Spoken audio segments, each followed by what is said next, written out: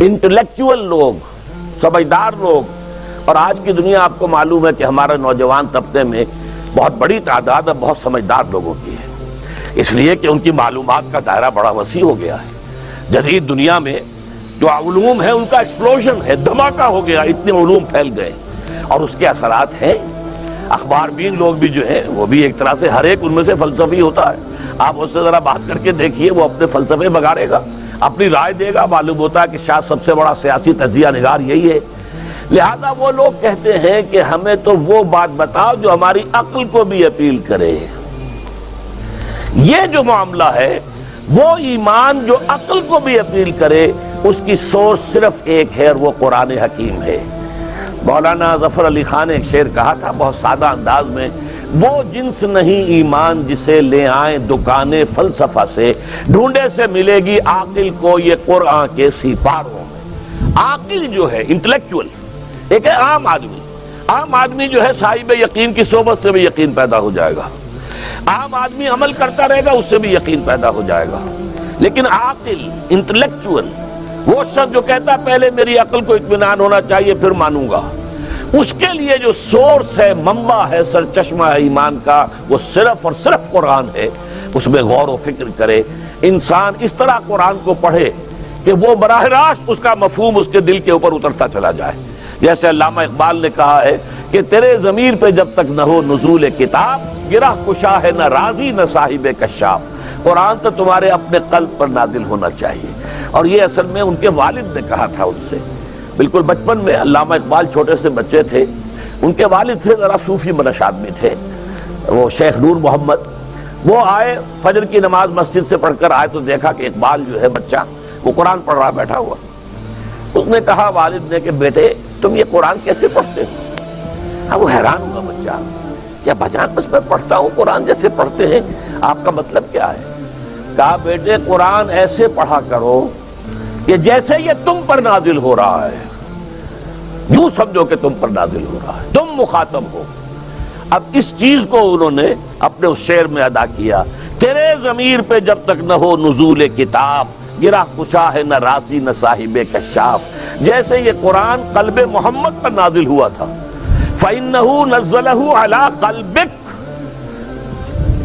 جبرائیل نے یہ اے نبی اے محمد آپ کے دل پر اتارا ہے۔ تو جب تک ہمارے بھی دل پر نہیں اترے گا تو قرآن مجید جو ہے وہ ہمیں انسپائر نہیں کر سکے گا۔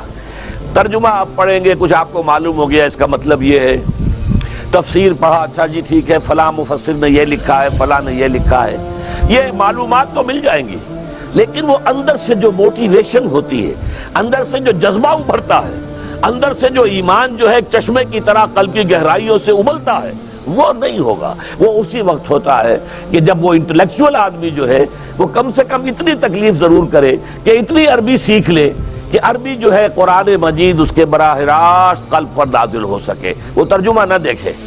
اب ایک آیت پڑھی پھر ترجمہ دیکھا، پھر دیکھا اس میں نمبر 11 لکھا ہوا ہے، حاشیہ میں جا کر دیکھا نمبر 11 یہاں ہے، وہ دیکھا، تسلسل تو ٹوٹ گیا۔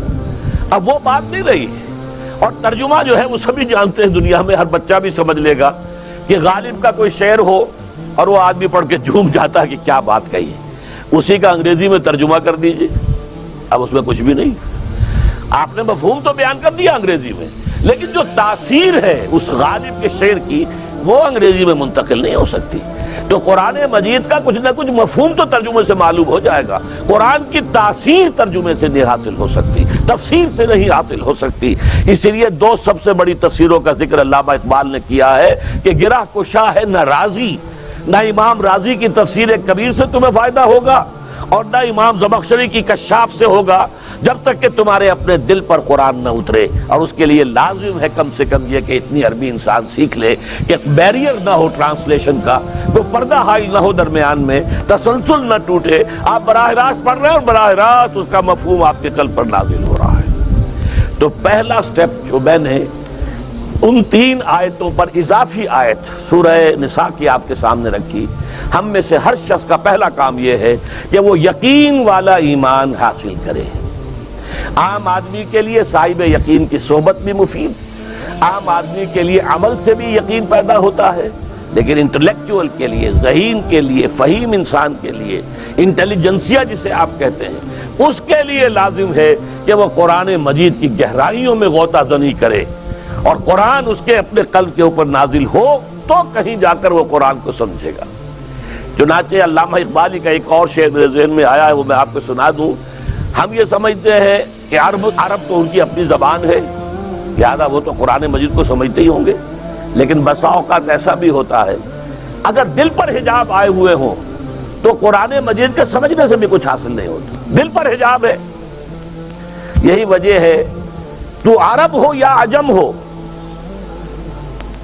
تیرا دل نہ دے گواہی، لغت غریب، یہ قرآن مجید جو ہے، تو عجم ہو یا عرب ہو، یہ قرآن مجید تیرے لیے لغت غریب رہے گا جب تک کہ تیرا دل گواہی نہیں دیتا۔